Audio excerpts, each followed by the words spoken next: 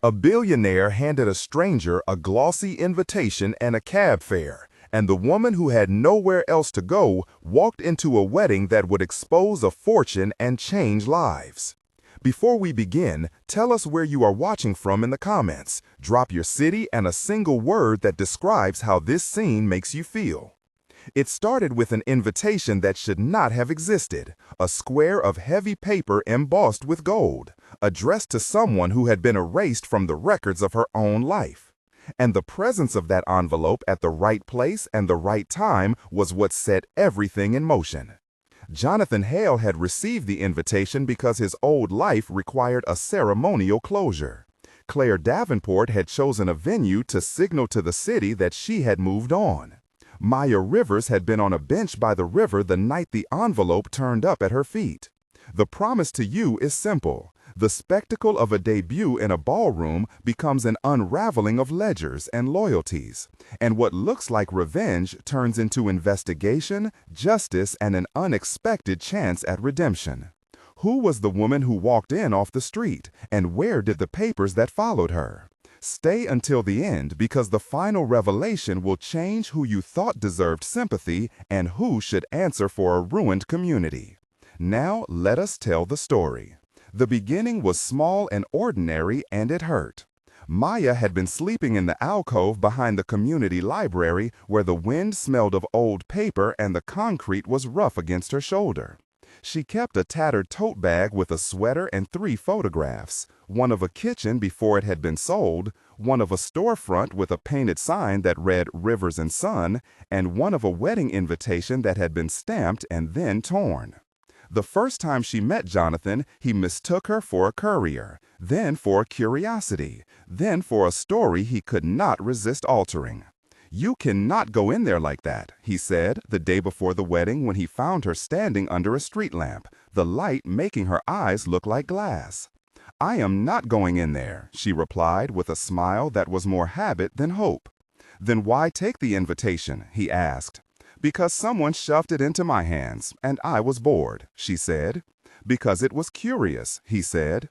He bought her a cup of coffee that steamed between his palms and hers, and half an hour later, he offered a proposition that sounded like charity and felt like fate.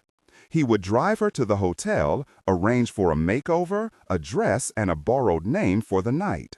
In exchange, he wanted company at the reception so that he would not be the only spectacle. She laughed and said she did not do favors. He said he was not asking for a favor. He said he wanted to see if appearances could outpace truth. "Do you know why you are smiling like that?" he asked. "Because the city still surprises me," she said. "Because the cold is better than forgetfulness," she added. "Because I like the idea of someone making a nuisance of themselves at a wedding," she said. And he liked the brutal honesty of that answer. That night, Jonathan called his assistant, Margot Ellis, and told her to book an appointment with the best in a block of time, usually reserved for socialites. He told Margot to arrange a stylist named Vanessa Pierce and a photographer named Leo Chen, and to find a dress that would look like it had history but not cost a fortune. Margot replied with a list of names and a tone that suggested she did not entirely believe in miracles, but she believed in orders. Vanessa arrived at the tiny room where Maya had been offered a towel and a hot shower and began the work of unmaking weather. The hair dye smelled of citrus and chemicals, scissors made even the smallest movements feel decisive, and the mirror reflected a face that Maya had been reserving for strangers. Vanessa said softly, "You do not need to be anyone else to be seen," and Maya said, "I just need to be warm." And the two statements sat side by side in the mirror like an argument resolved. The saloon of the hotel smelled of wax and jasmine and polished wood, and the red carpet at the entrance gleamed like a river of red glass. Between the valet booths and the line of limousines, Jonathan paused and told Maya, "This is a social experiment and a gift and a mess. Choose how you want to play it." She answered with a grin that was both defiant and tired. They walked the red carpet, and the cameras flashed like coughing lightning. Inside the ballroom, the air was cool but full of perfume. The chandeliers threw small constellations of light on the ceiling, and the room was arranged to impress in ways that felt surgical. Claire Davenport stood near the head table, wearing a gown that had been photographed in magazines, her hair a practice architecture, her smile like glassware.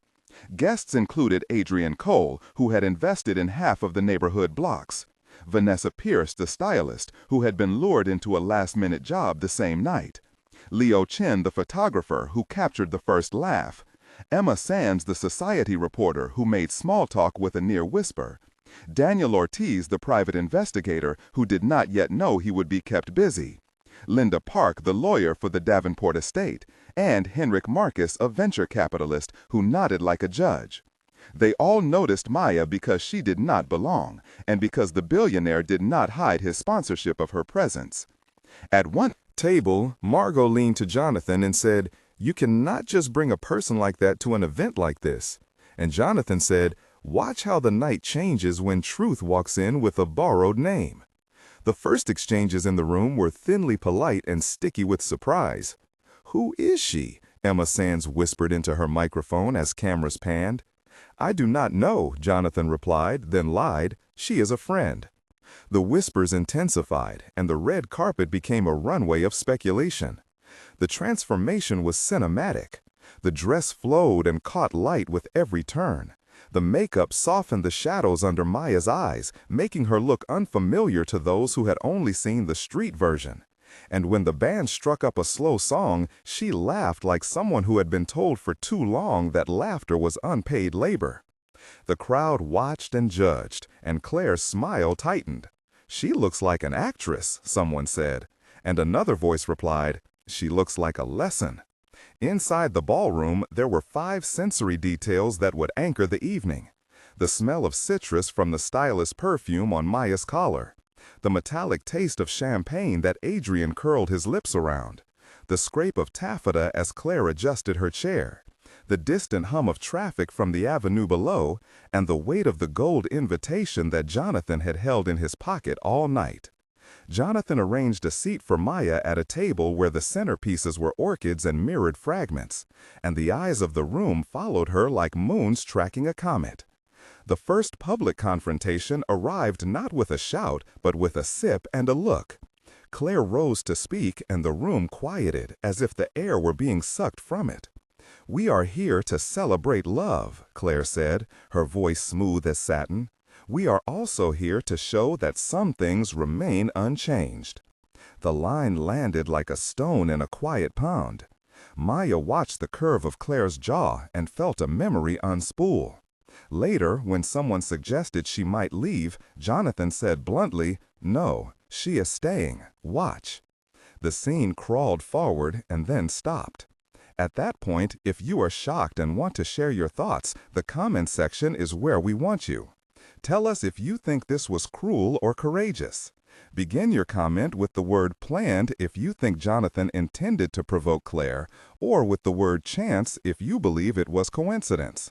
Sharing helps build the conversation and lets others see different views about what they themselves would do in a room full of eyes and old debts. Now, back to the story. The public game of power escalated when a waiter accidentally dropped an envelope at Maya's table and a page of documents slid out onto the floor. Someone picked it up and handed it to Daniel Ortiz, who was seated near the back. He looked at the header and his face altered. "These are corporate minutes," he murmured. "They are not supposed to be here." Exchanges followed. "Where did you get that?" Daniel asked Emma, who had been photographing the head table. "It came from the envelope," Emma said. "Whose envelope?" someone asked. "I do not know," Jonathan said, and then remembered the envelope he had put in his coat and the way it fit like a secret into his pocket. The plant of that document would become a trail of breadcrumbs. An investigation began in the shadows of the reception more quietly than anyone expected. Daniel, a private investigator who had once worked for a watchdog nonprofit, said, "I will look into it." And he began to photograph, to compare fonts, and to contact a forensic accountant he trusted. The initial procedural steps were methodical.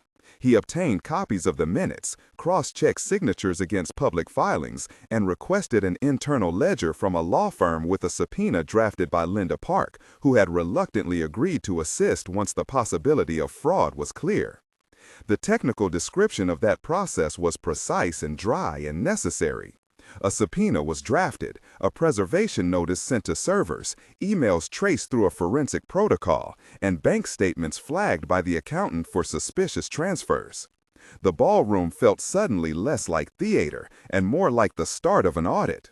The backstories dug beneath the surface were the parts that would give motive to what followed. Maya's past was long and layered. She had been born in a small coastal town where her father had run a modest boat repair shop and her mother had baked pies 2 streets over. Rivers and Son had been the family business for decades, and it had been more than work.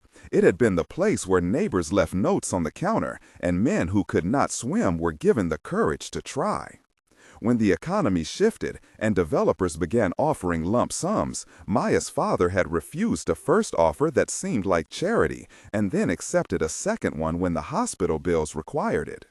The sale of the shop had been handled by a firm that promised community clauses and job protections that never arrived. Maya's father fell ill, and the family watched the neighborhood shudder and reopen with faux facades. A corporate holding company managed by Claire's inner circle acquired a portfolio that included the tiny block where Rivers and Son had been. Contracts had clauses that read like riddles, and what had been promised as relocation assistance turned into bills for demolition and leases that priced out old residents. Maya had tried to fight with petitions and meetings, and then she had been swallowed by a city that made progress into displacement. She had lost a husband to an industry accident and eventually lost the apartment above the shop.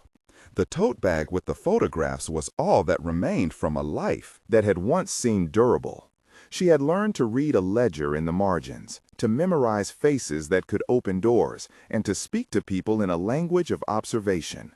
She carried grief and a sharp eye and a stubborn refusal to be invisible. Those pages together formed a history of work, of promises broken, of small kindnesses gone unpaid.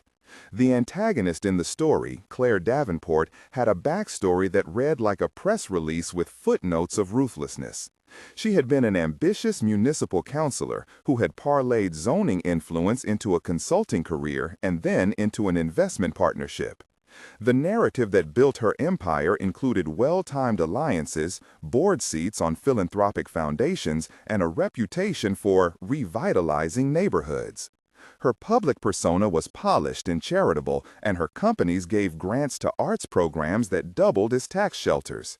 Behind the scenes, she had been meticulous about contracts and generous about legal fees when a clause needed tightening. She had grown up with a sense that control was safety and that reputation was an asset to be protected above all else. When a deal involved community displacement, she learned to use euphemisms and spreadsheets and to recruit lawyers who treated human consequences like variables. Friends described Claire as precise and magnetic. Enemies described her as a cleaner of complications. Her rise had been powered by an appetite for legacy and by an understanding of the city's hunger for glossy narratives about renewal. Those two histories, the one of the woman who had lost everything and the one of the woman who had built an empire by smoothing over the loss of others, pulled toward each other like tectonic plates. The mood of tension that followed was not immediate, but it was inevitable.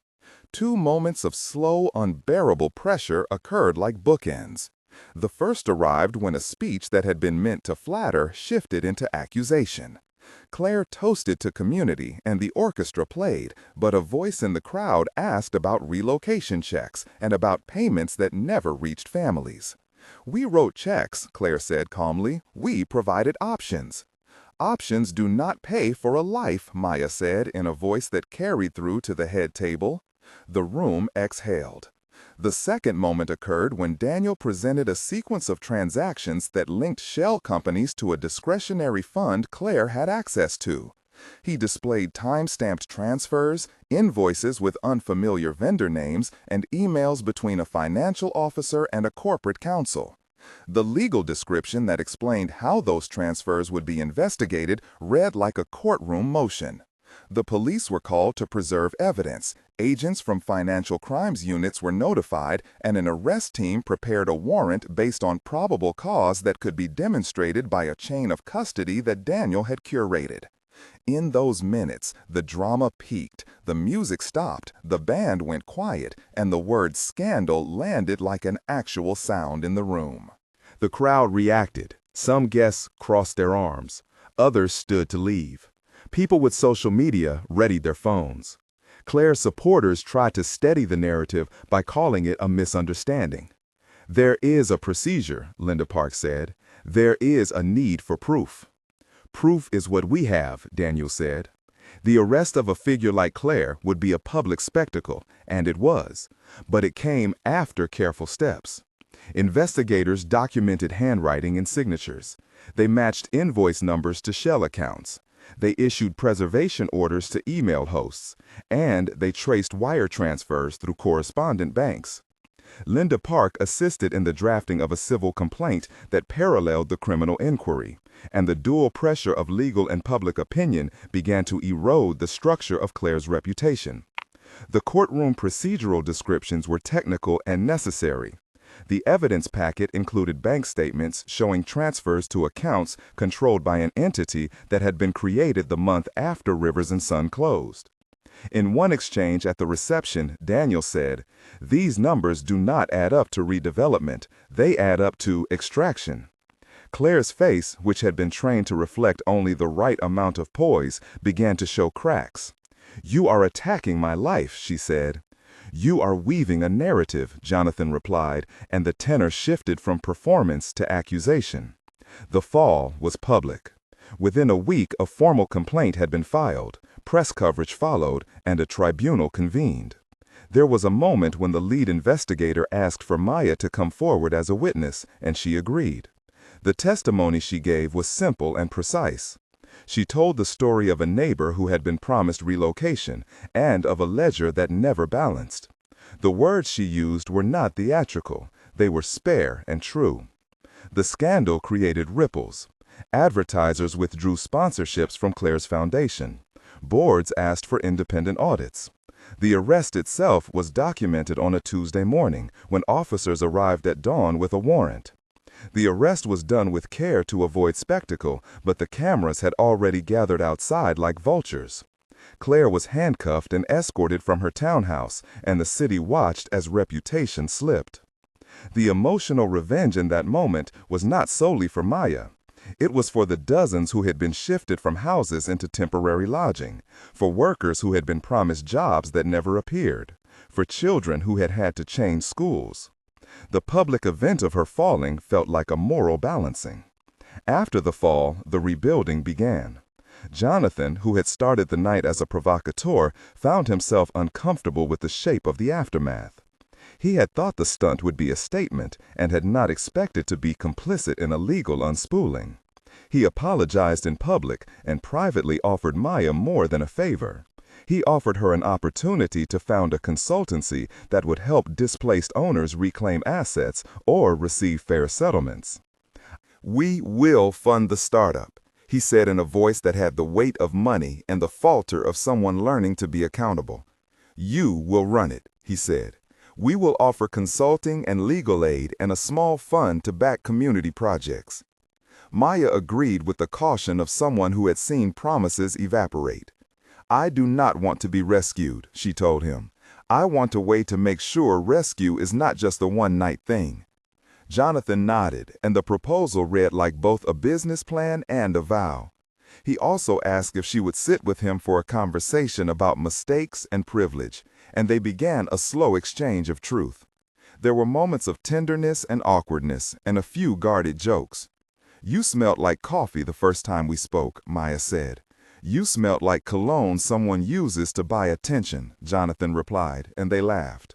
The romance arc did not erase the wrongs, but it offered a partnership that could lead to structural help instead of temporary relief. Maya accepted the role and began to call lawyers and neighbors. Margot found operational staff. Daniel became a contracted investigator for the new consultancy. Linda Park set up a pro bono legal clinic. Emma Sands agreed to run a series on restorative urban investment. Leo Chan offered to document community histories. Vanessa Pierce started a small training program for people re-entering the job market in beauty and styling. 5 names had moved from being incidental to being agents of change. The rebuilding also required contracts and formalities. Jonathan funded a social enterprise and established a board that included Maya, Daniel, and a community representative named Rosa Herrera, who had lost her house in the same wave of redevelopment. They drafted bylaws that require transparency. They established a grant-making formula that prioritized long-term stability over shiny short-term optics, and they published ledgers publicly. The legal details of setting up such an entity included filing articles of incorporation, drafting an operating agreement, and securing a fiscal sponsor until the entity could stand on its own. The public reconciliation was messy. Some people accused Maya of being bought. Others accused Jonathan of trying to launder his image. Maya addressed that directly in a short film statement where she said, "I do not need to be saved. I need structures that hold. This is a start." The epilogue showed the small and large consequences in time.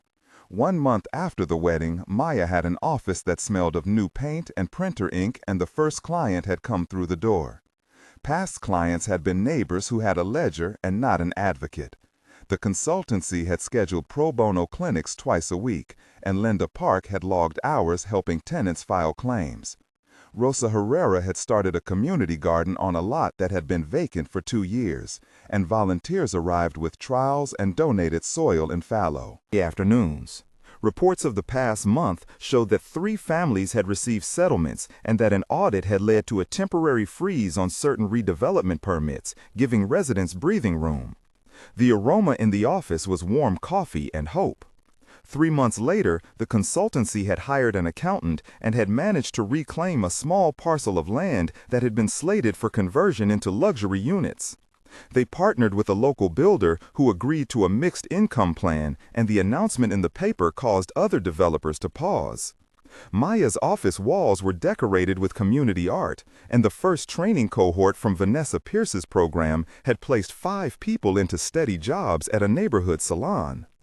Emma Sands ran a feature on the consultancy that highlighted not only the scandal, but the work that followed, and that piece attracted donors who wanted to fund scalable solutions.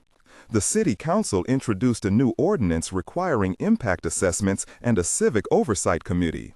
People who had once watched silently started bringing boxes of donated laptops and filing cabinets. 6 months later, the change had hardened into policy and practice. The consultancy had become a hub that offered legal clinics, financial literacy courses, a tiny emergency fund, and a partnership with a local bank that offered low-interest loans to small business owners displaced by redevelopment. Jonathan had given an endowment and had stepped back from daily decisions. He had, in quiet interviews, said he learned that spectacle without structure is cruelty, and that money without accountability is noise. Maya had been invited to speak at a city hearing, and she stood before a council and read a list of names of people who had lost storefronts and had become hidden in shelters. Her voice was steady. The ordinance passed with a margin that reflected a city no longer willing to trust the old stories of progress. The legacy that grew out of the scandal was messy and imperfect, and that was part of its realism. People still argued about who deserved credit and who deserved blame. Some accused Maya of talking too much to the press. Others said that without her testimony, nothing would have changed. The consultancy continued to publish its ledgers and to take criticism with a posture of improvement. The final images were of a renovated storefront where the river's name had been repainted, of a board meeting where community members had equal votes, and of a small wedding attended by people who had been tenants and advocates and who had turned a personal loss into a public reckoning. If this story moved you, subscribe to follow more narratives where truth collides with power and where ordinary people push for justice. Here we tell stories of investigation, exposure, and the long work that follows a scandal. The last line to remember was said by Maya the night before the ordinance passed, when she stood with Jonathan and watched a lantern lift into the sky. Dark. She said, I never wanted to be the person you saved. I wanted to be the person who led the saving." He answered softly, "Then lead." And she smiled with a resolve that had been tempered by loss and shaped by hard-earned justice.